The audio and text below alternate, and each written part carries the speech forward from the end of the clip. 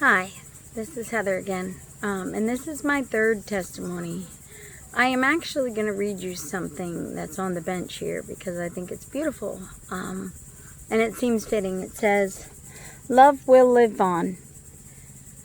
Wherever a beautiful soul has been, the love still there will flower again, for memories bloom like a garden in spring. The sun still shines and the birds still sing, and a voice of hope seems to whisper like wind, love's never lost, love never ends." It's on a plaque here on this bench, and it's appropriate that it's there because this third testimony of mine is about the loss of my husband from addiction. Now, I had been with my husband for 6 years, on and off. It was on and off because of his addiction. He struggled for it basically his whole life, but when I first met him, I had no idea. I was about as naive as you come. I had never really seen drugs, had never been around hard drugs, had never had any inkling of what it looked like to be addicted to drugs, nothing. And I was at a time in my life where I had left an abusive marriage. I had, not physically abusive, but verbally. And I had finally gotten to a point in my life where I knew I could do it alone. I love my life. I was free from that feeling of walking on eggshells. I had my own house that God supplied me, which I'll tell you about it in a different testimony. I had a good relationship with Angel and Bree, my kids, and I love my life. But then one day I realized that I was missing love and I wanted somebody to be a part of that. So I did what every normal person does and I got on a dating site. And I talked to people for a long time. I was talking to this guy via text for months, thought I would meet up with him, but he kept blowing me off. Finally, this other guy kind of tricked me into a date. I was talking to him and he's talking about a movie premiere, and then he says, "Oh, I'd like to go." And I said, "Well, I'd like to go too." And he's like, "Why don't we go?" And I was like, "Okay." And it happened that quick that I had set up my first date. And believe it or not, that first date was terrible. It was horrible. It was a monsoon that day, and I was traveling 45 minutes to meet him, and I got there super late. So we had to skip all the time we would have had getting to know each other before the movie and go straight into the movie. And as soon as we did, 20 minutes into the movie, he literally fell asleep in the middle of a premiere. And he started snoring, and the people around him started laughing. So I literally had to wake him up, which of course made him feel uncomfortable. And the whole date went downhill from there. And I honestly thought that that might be the end of it. But we still talked afterwards a little. And then one day I had an issue with my AC system, and he happened to be on the phone with me, and he actually helped me fix it. Like, I did it myself with his help. I mean, he was just on the phone, but I was able to do something in my house for myself, which is amazing for me because I am not a maintenance-oriented person. Not at all. He was my hero that day.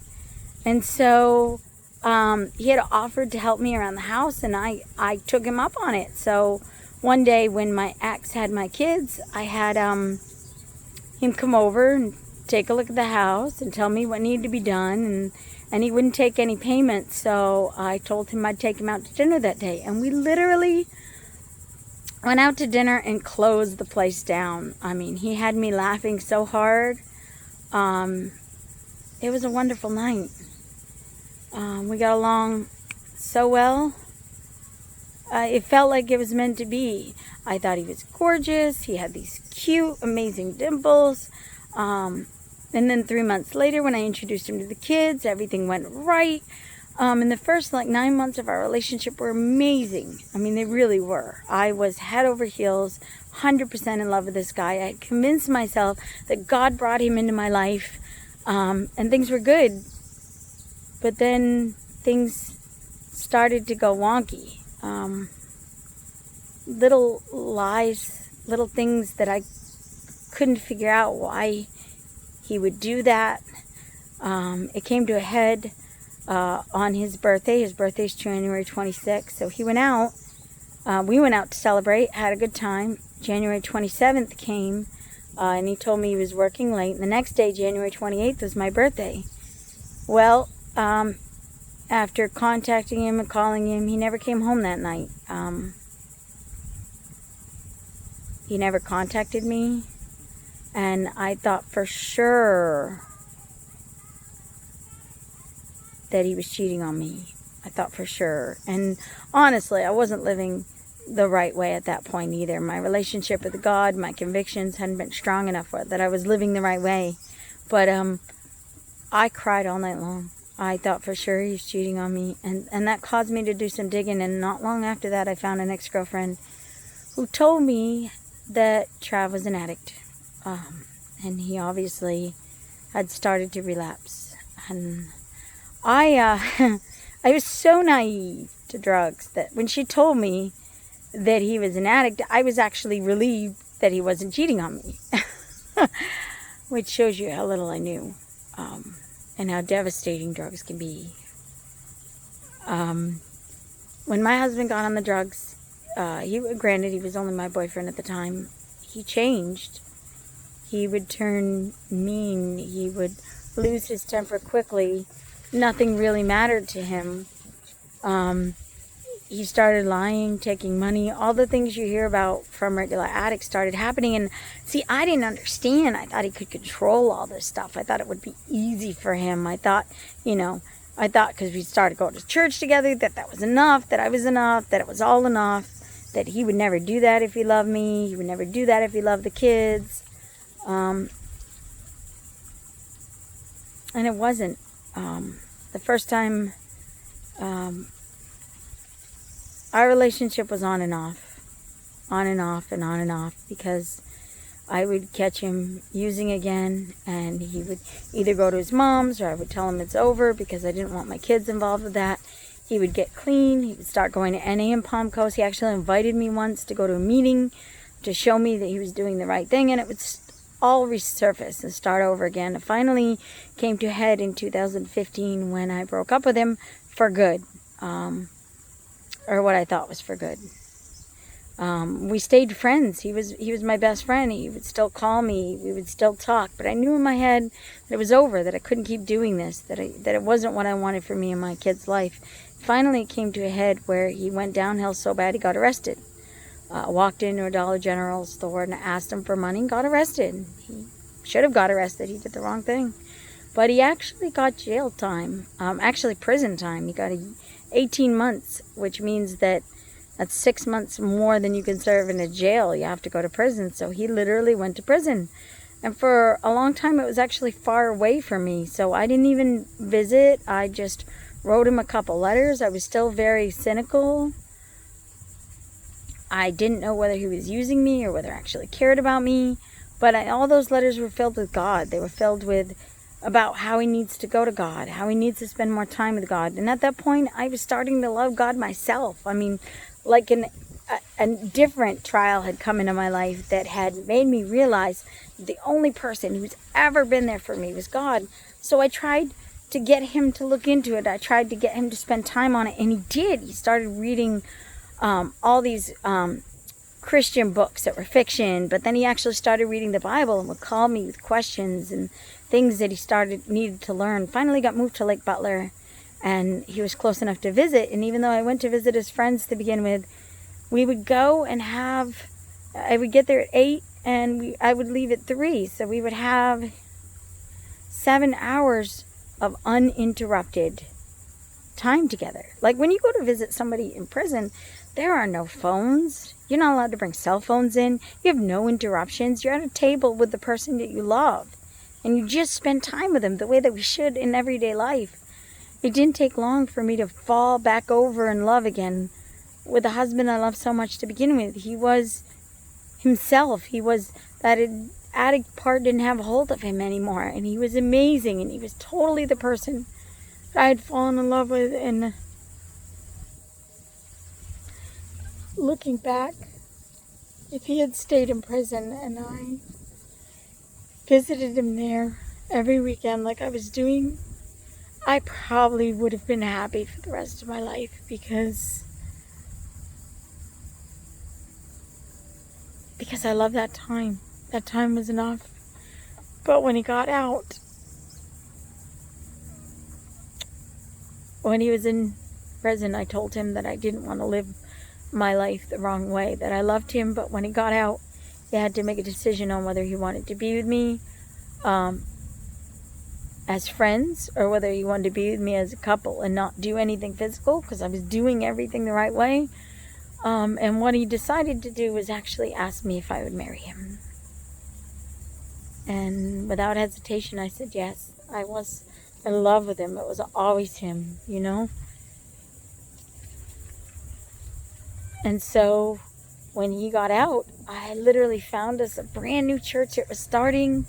We got married. We actually formed a homeless ministry in the church. We were actually doing what I thought were all the right things. We had started new.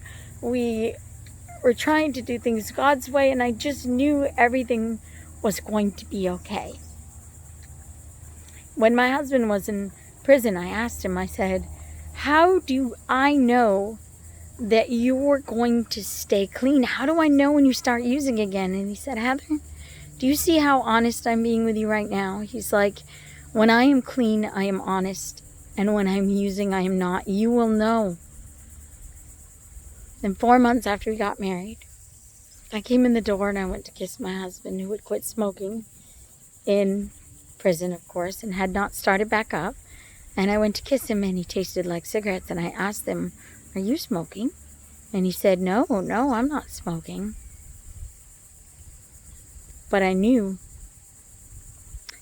And I didn't care that he was smoking. But I cared because it was the first of the lies.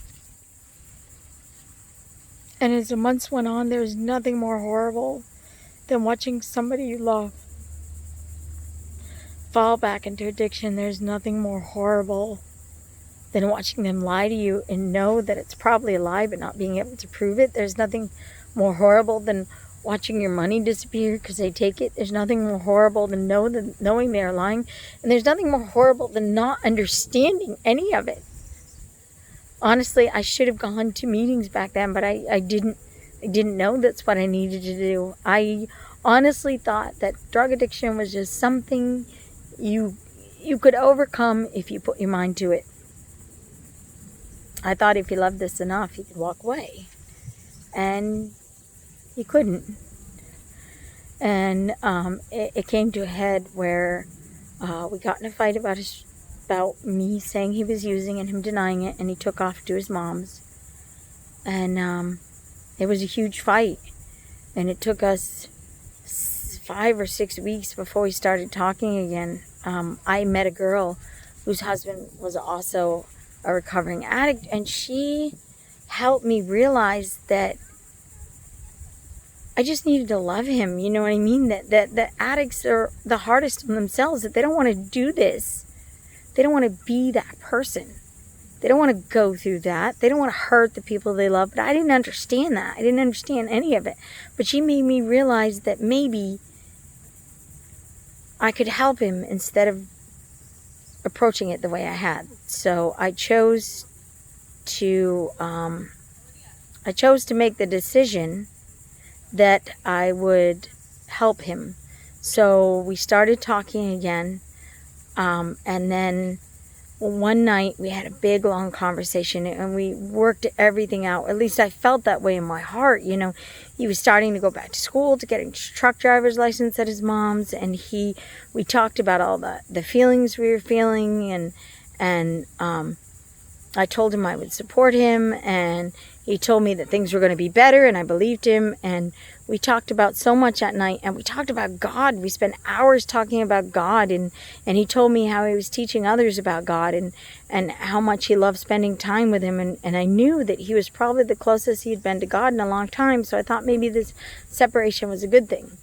Well, here I was at home, and he was at his mom's, and we got off the phone that night, and I was so excited that I went into work the next morning, and I was telling the people at work all about how I knew it was going to be right, how God was going to fix things, and how everything would be okay. And so what happened the next morning is I was in the middle of telling a friend this everything I was feeling, how I knew God was going to help us, how I knew everything was going to be okay, how I knew Trav would beat his addiction. And God helped him overcome his addiction all right, but not the way that I thought. I thought that Trav would stay here and overcome his addiction, but there are 3 ways that God can remove an addiction from somebody. He can work through their addiction, and those are the people in NA who inspire others. He can remove the addiction, like a friend of mine who just woke up one day and the urge started to go away, and she's fine now. Or he could remove them from the addiction, and that meant death.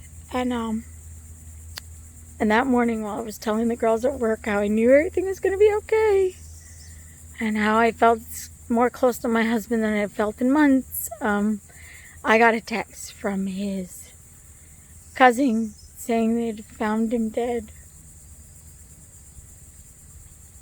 That morning at his mother's.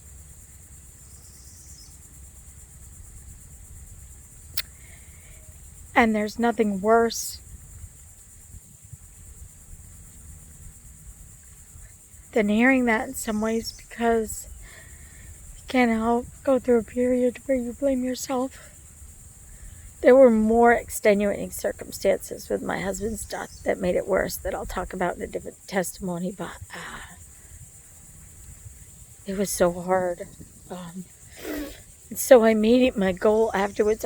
All I wanted to do was understand. So I actually ended up talking to some of his friends from NA at the memorial who I didn't know, and they told me that they would help me with anything that I needed. So I spent so much time after trying to learn everything that I could about addiction. And I learned that it's not something that they control, that it is a disease, that usually most of them go through something horrible in their past that they don't want to face, that they don't want to be reminded of, and that some of them use just to hide the pain of that. I found out after my husband died that he was abused from the time he was 6 to the time he was 13. And I'll tell you, there's nothing worse. I know my husband didn't tell me because he wanted me to think he was strong, to not see him that way, to know somebody did that to him, and that he hurt so bad on the inside. It makes me understand his addiction a little more, you know. And if you have a loved one that is addicted, I would recommend that you go to any meetings, or to life recovery meetings, or to celebrate recovery. And I would recommend you go maybe even without your loved one to meetings that they don't go to, because you need to understand how they feel. You need to understand that their way of thinking when they're on drugs isn't normal, that it isn't them. Because so many times we think it's them and it's not. I would actually liken addiction to being possessed, like seriously, because even my husband wrote in a journal that it's like he could see the actions of what he's doing, but it's almost like he couldn't help it. Like he was possessed. It's really weird to read that after he'd passed away. But I hate drugs. I really do. And I hate what they do to families. But I'll tell you what, it was even harder for me to understand why God took him when I felt that God was going to fix things. And see, God did fix things. He really did. He took my husband out of the pain and the addiction that he struggled with on a daily basis. He did what was best for him.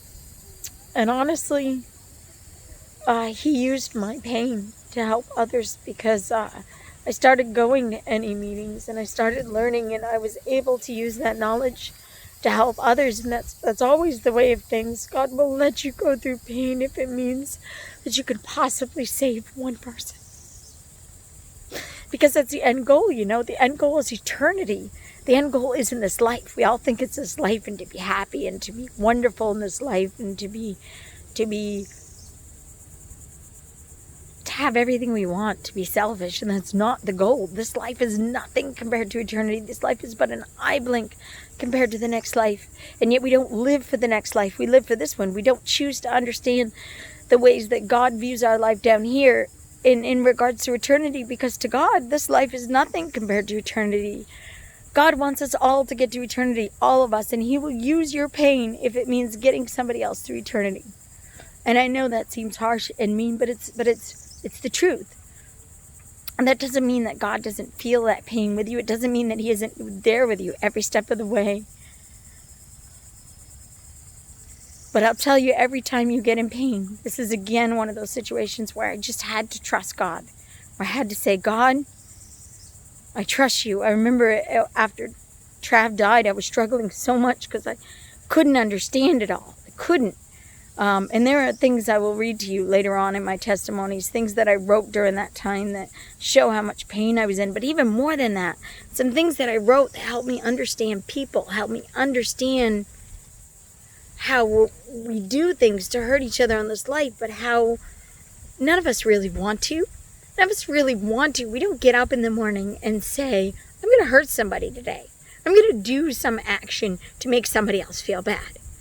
We hurt people because we're flawed. We hurt people because we sin. We hurt people because we live in a sinful world and we can't escape that.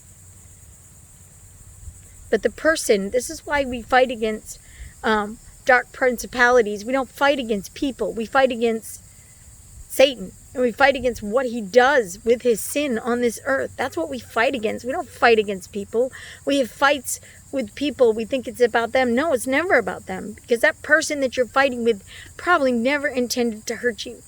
And even if they did, it was never about you to begin with. Usually pain and hurt comes from inside somebody. It's their pain and their hurt that they're trying to get out in some form or fashion. So they strike, but it comes from their pain and their hurt.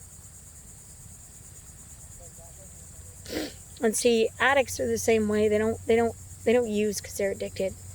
And therefore, if you're a family member or have a loved one that's addicted, I suggest you go to meetings so you can see how they feel on the inside about their addiction.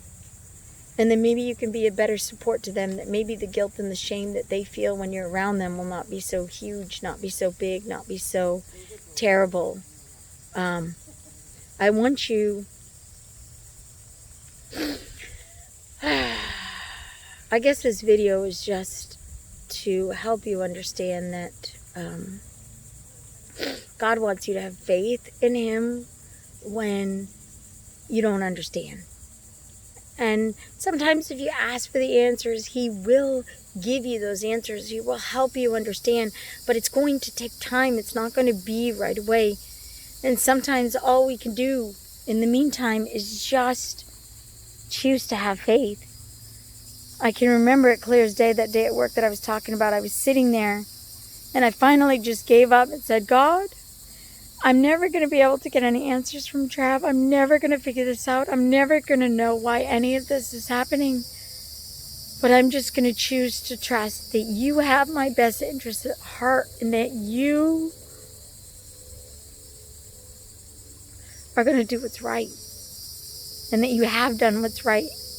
And I've always trusted you in the past, and I'm going to trust you in the future. And I'll tell you what, that made all the difference in the world. It wasn't until then, it wasn't until I gave up trying to control and figure out the answers on my own that God said, hey, I'll give you some of those answers. You chose to trust me. I'll give you the answers that you need. We always forget when we're going through hard times that God loves us. We may not even forget. We just get so involved in our pain that it's like it takes a back seat. My heart goes out to any of you that struggle from addiction, or any of you that have loved ones that struggle from addiction. If I had a magic wand, I'd wave it over all of you and I'd cure all of you and I'd make everything right. But I don't. And so the only thing I can do is hope that this testimony will help you reach for God, and that this testimony will help some of you understand what it took me a while to understand. And I hope that your story ends better than mine did. But you know, my husband was saved. And there is that temporary separation. I think our lives are going to be different in the next life. I don't think marriage exists in the way that we view it down here. Since the loss of my husband, I've gotten remarried, and I love my husband, but I still love my previous husband too, in the way that he loves his previous wife. And there's a lot I could go into about that, but I'm not going to right now. I'm just going to say that love is awesome. And sometimes if you lose the person that you love, you just take that love and you choose to love others.